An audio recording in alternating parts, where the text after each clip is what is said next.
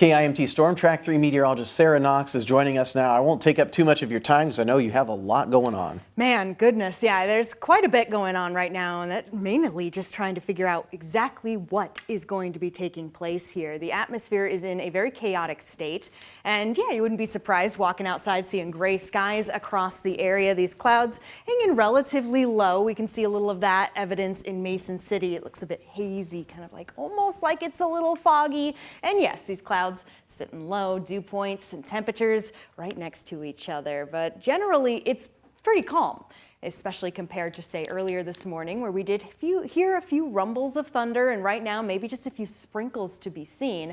A lot of that activity has simply moved off. We've been left with the cloud cover, which is also a pretty big factor here. I talked about those clouds sitting a little lower, and yeah, they're blocking the sunshine too. That sunshine adds fuel to the atmosphere, adds heat, which allows for things to really build up. So that's what I'm watching for right now, but it's not just the sunshine, it's also general warmth. And this warm front continues to get closer and closer to our area, followed by some quick moving cold fronts that we can see behind here. Yes, a lot going on right now in the atmosphere. Long story short, the chances for severe weather still most definitely there, taking aim particularly with the highest chances our area and a little beyond, including the Twin Cities, extending a little further off to the east, in Wisconsin.